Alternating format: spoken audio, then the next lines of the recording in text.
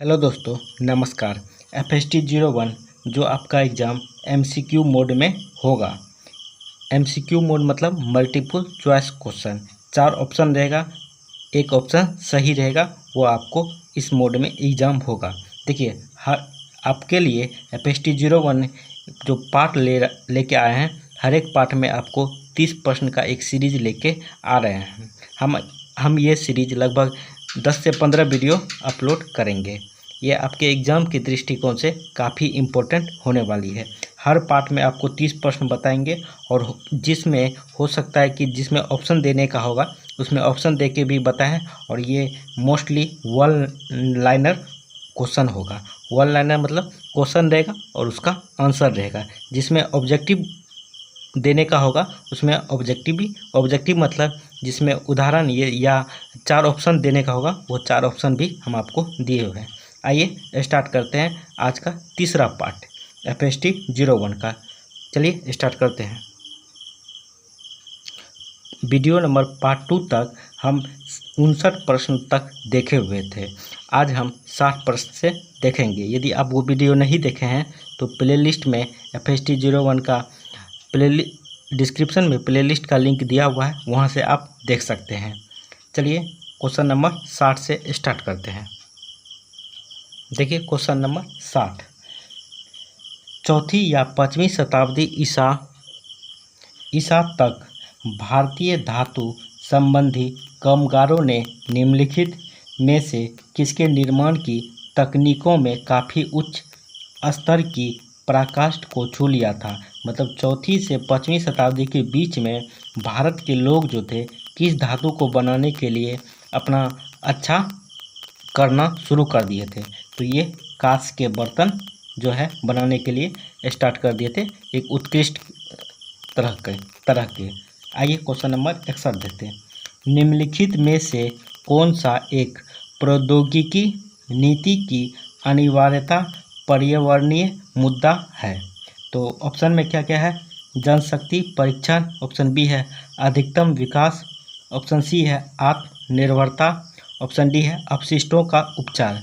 तो इसका प्रौद्योगिकी का नीति का जो अनिवार्यता है वो अपशिष्टों का उपचार राइट आंसर हो जाएगा। आइए क्वेश्चन नंबर 62 देखते हैं। देखिए क्वेश्चन नंबर 62। लैंगिक प्रजनन युग्मकों का गठन कैसे होता है। तो लैंगिक प्रजनन युग्मों का जो गठन होता है यह क्रोमोजोम की संख्या दोगुनी करके होता है। क्वेश्चन नंबर 63 देखिए। वायुमंडल में पाए जाने वाले जीव में सम्मिलित है। तो वायुमंडल में पाए जाने वाले जीव कौन सा होता है। ऑप्शन में है आर्किड, ऑप्शन बी है जड़ी बूटियाँ, ऑप्शन सी है रोगाणु, ऑप्शन डी है प्राणी पल्लवक। तो इसका राइट आंसर हो जाएगा प्राणी पल्लवक जो है वायुमंडल में पाए जाने वाले जीव में सम्मिलित है। देखिए क्वेश्चन नंबर 64। कंचन ग्राफ किसके द्वारा रचित है। कंचन ग्राफ एक पुस्तक है, ये किसके द्वारा रचित किया गया है और काफ़ी बार ये प्रश्न पूछा गया है एग्जाम में। तो ये राइट आंसर हो जाएगा बीरबल साहनी द्वारा यह पुस्तक लिखा गया है। आइए क्वेश्चन नंबर 65 देखते हैं। देखिए क्वेश्चन नंबर 65। निम्नलिखित में से कौन से समाज ने पहली बार पक्की ईंट का इस्तेमाल किया था। तो पक्की ईंट का सबसे पहले ऑप्शन में क्या क्या दिया हुआ है। सिंधु घाटी सभ्यता, ऑप्शन बी है लोह युग ग्रीक, ऑप्शन सी है रोम की सभ्यता, ऑप्शन डी है भारत में मौर्य वंश। तो पक्की ईंट का सर्वप्रथम सिंधु घाटी सभ्यता के लोग इसका प्रयोग किया था घर बनाने के लिए। आइए क्वेश्चन नंबर 66 देखते हैं। देखिए अग्नात्मक एवं निगानात्मक विधियों का प्रयोग किसकी रूपरेखा बनाने में किया जाता है। तो अग्नात्मक और निगानात्मक विधियां जो है ये प्रक्षेपण की विधि में किया जाता है। आइए क्वेश्चन नंबर 67 देखते हैं। देखिए निम्नलिखित में से कौन सा जैविक विकास का साक्ष्य नहीं है। तो कौन सा जैविक विकास का साक्ष्य नहीं। ऑप्शन में है जीवाश्म संबंधी साक्ष्य, ऑप्शन बी है पुरातत्व संबंधी साक्ष्य, ऑप्शन सी है मानव विज्ञान संबंधी साक्ष्य, ऑप्शन डी है प्रौद्योगिक संबंधी साक्ष्य। तो जैविक विकास का साक्ष्य नहीं है, वो प्रौद्योगिक विकास संबंधी साक्ष्य नहीं है, बाकी ये तीनों है। ठीक है। क्वेश्चन नंबर 67, प्रजातियों के विकास के माध्यम से विकास के सिद्धांत के प्रतिपादक है। तो प्रजातियों के विकास के सिद्धांत का ये सिद्धांत किसने दिया था? ये चार्ल्स डार्विन ने दिया था। याद रखिएगा, चार्ल्स डार्विन। कई बार ये प्रश्न पूछा गया है आपके एग्जाम में। आइए 69 क्वेश्चन नंबर देखते हैं। देखिए 69 नंबर, एक महत्वपूर्ण संयोजी पदार्थ है। तो क्या क्या ऑप्शन में दिया है? फ्लाई एश, ऑप्शन बी है सिलिका, ऑप्शन डी है मृदा, ऑप्शन डी है गोबर। तो महत्वपूर्ण संयोजी जो पदार्थ है वो फ्लाई एश है। ठीक है, याद रखिएगा, fly ash. Question number 70, dash के इस्तेमाल से समुद्री जल को आशवित यानी डिस्टिल किया जाता है। तो समुद्री जल को जो साफ किया जाता है किसके माध्यम से किया जाता है? ये सौर ऊर्जा के माध्यम से किया जाता है। ठीक है। क्वेश्चन नंबर 71 देखिए, जीवों और इनके परिवेश के संबंधों से सरोकर रखने वाली जीव विज्ञान की शाखा है। तो जीवों और परिवेश से संबंधित सरोकर रखने वाला जीव विज्ञान क्या कहलाता है? ये पारिस्थितिकी कहलाता है। पारिस्थितिकी कहलाता है। ठीक है। क्वेश्चन नंबर 72, मृदा की गुणवत्ता का अम्लीय वर्षा से निम्न हो जाने का मुख्य कारण है। तो इसका मुख्य कारण क्या है? पीएच की बढ़ोतरी हो जाती है। पीएच का मान जो है बढ़ जाता है, ये एसिड से बेस बनने लगता है। क्वेश्चन नंबर 73 देखिए, पानी खींचने वाले पेच वाटर, मतलब पानी जो नीचे से खींचा जाता है, वाटर राइजिंग स्क्रू किसने बनाया था? तो ये आर्किमिडीज ने बनाया था। आर्किमिडीज, याद रखिएगा। देखिए क्वेश्चन नंबर 74, खाद्य श्रृंखला को पूरा कीजिए। तो खाद्य श्रृंखला को पूरा करने के लिए कहा जा रहा है। पहला है ग्रास, उसके बाद ग्रास हॉपर है, उसके बाद इस जगह पे खाली है, उसके बाद सांप है और पीकॉक है। तो इस जगह पे क्या भराएगा? सांप किसको खाता है? तो मेढक को खाता है। इसका राइट आंसर हो जाएगा मेढक। आइए क्वेश्चन नंबर 75 देखते हैं। देखिए क्वेश्चन नंबर 75, वैज्ञानिक ज्ञान क्या कहलाता है? वैज्ञानिक ज्ञान क्या कहलाता है? कि विषय की परख को वैज्ञानिक ज्ञान कहते हैं। 76 नंबर क्वेश्चन, कॉन्ड्रेंट किसे मापने का उपकरण है? कॉन्ड्रेंट जो है किसको मापा जाता है? इससे, तो इससे लंबाई को मापा जाता है। क्वेश्चन नंबर 77, जीवाश्म पौधों से सरोकर रखने वाली वनस्पति विज्ञान की शाखा है।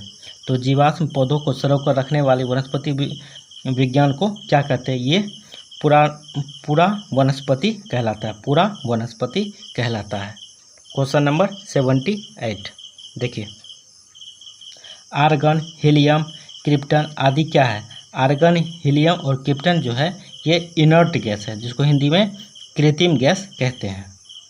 79 देखिए, अपशिष्ट जल आदि जैसे वाहित मल के रूप में जल निकाय में अत्यधिक पोषक तत्वों को मिलाने से जैसी समस्या उत्पन्न होती है। तो इससे कौन सी समस्या उत्पन्न होती है? यूट्रोफिकेशन समस्या उत्पन्न होती है। यूट्रोफिकेशन, याद रखिएगा। आइए क्वेश्चन नंबर 80 देखते हैं, विकासशील देशों के प्रति पश्चिमी मीडिया के पक्षपात पर चर्चा बैंडंग सम्मेलन किस वर्ष हुआ था? तो ये पश्चिमी मीडिया जो है वो विकासशील देशों के प्रति जो रुचि रखता है उसका सम्मेलन, बैंडंग सम्मेलन कब किया गया था? ये 1976 ईस्वी में किया गया था और कई बार ये प्रश्न पूछा गया है आपके एग्जाम में। आइए नेक्स्ट प्रश्न देखते हैं। आइए क्वेश्चन नंबर 81, आर्य जनजातियों को गंगा के मैदान में कृषि समुदाय के रूप में स्थापित होने में लगभग वर्ष लग गया था। तो आर्य समाज के जो जनजाति लोग थे मैदान और कृषि समुदाय के रूप में स्थानांतरित करने के लिए कितना समय लग गया था? तो ये लगभग 500 वर्ष लगा था। याद रखिएगा, 500 वर्ष। क्वेश्चन नंबर 82, रोमन साम्राज्य के दौरान विज्ञान और संस्कृति की वृद्धि अधिक नहीं हुई, क्योंकि रोमन साम्राज्य के दौरान विज्ञान एवं संस्कृति का विकास नहीं हुआ। उसका मुख्य कारण क्या था? तो इसका मुख्य कारण था नए विचारों को कोई प्रोत्साहन नहीं मिल पाया था। तो नए विचार जो था वो उसको कोई प्रोत्साहन नहीं मिल पाया था। एक क्वेश्चन नंबर 83 देखते हैं। देखिए, डैश सौर ऊर्जा के प्रमुख प्रोसेस है, तो सौर ऊर्जा का जो है प्रमुख प्रोसेस क्या है, ये 1 होगा। इसका राइट आंसर 1 हो जाएगा। क्वेश्चन नंबर 84, गुप्त काल से संबंधित नवाचार कौन सा है? गुप्त काल से संबंधित जो है नवाचार कौन सा राइट आंसर हो जाएगा? तो उसका ऑप्शन में क्या क्या दिया हुआ है? पहला ऑप्शन है जंग रहित लोहे एवं ताम्र धातुओं का निर्माण, हाँ ये होता था। ऑप्शन बी है सीमेंट और कंक्रीट से निर्माण, हाँ ये भी होता था। ऑप्शन सी पवन चक्की और जल चक्की का प्रयोग, हाँ तीनों। तो ऑप्शन डी नंबर इसका राइट आंसर हो जाएगा। ठीक है, आइए क्वेश्चन नंबर 85 देखते हैं। देखिए, यजुर्वेदिक काल का समय क्या है? यजुर्वेदिक का काल का समय क्या है? ये 1500 से 1000 वर्ष ईसा पूर्व के बीच के समय को यजुर्वेदिक काल कहा जाता है। क्वेश्चन नंबर 86 देखिए, सार्वभौम गुरुत्वाकर्षण का सिद्धांत किसके द्वारा प्रतिपादित किया गया था? सर्व गुरुत्वाकर्षण बल का सिद्धांत किसने दिया था? तो ये आइजैक न्यूटन ने दिया था। क्वेश्चन नंबर 87, सुश्रुत संहिता क्या है? तो सुश्रुत संहिता जो है शाल्य चिकित्सा ग्रंथ है, जिसमें शाल्य चिकित्सा के बारे में बताया गया है। आइए क्वेश्चन नंबर 88 देखते हैं। देखिए, सौरमंडल का सबसे बड़ा ग्रह, हमारे सौरमंडल का सबसे बड़ा ग्रह है बृहस्पति। ठीक है। क्वेश्चन नंबर 89, आकाशगंगा किसका संग्रह है? आकाशगंगा जो है किसका संग्रह है? तो ये है तारे, गैस और धूल के बादल का संग्रह है। क्वेश्चन नंबर 90 देखिए, जीवाश्मों की आयु कैसे निर्धारित की जाती है? तो जीवाश्म को पता लगाने के लिए किस चीज़ का प्रयोग करते हैं? ये रेडियो कार्बन काल का निर्धारण करते हैं C14 को। इससे पता लगता है कोई भी ये प्राकृतिक पदार्थ जो मिलता है कितने साल पुराना था, इससे पता करते हैं। चलिए यहीं तक रहने देते हैं। कैसा लगा वीडियो कमेंट करके ज़रूर बताएं। यदि आपको इसका PDF चाहिए तो आप मेरे टेलीग्राम चैनल से जुड़ सकते हैं। टेलीग्राम का लिंक डिस्क्रिप्शन बॉक्स में दिया हुआ है, वहां से जुड़िए, आपको PDF प्रोवाइड किया जाएगा। चलिए कैसा लगा वीडियो कमेंट करके ज़रूर बताएं। चैनल को भी सब्सक्राइब कर दें, वीडियो को लाइक कर दें। चलिए थैंक यू, जय हिंद।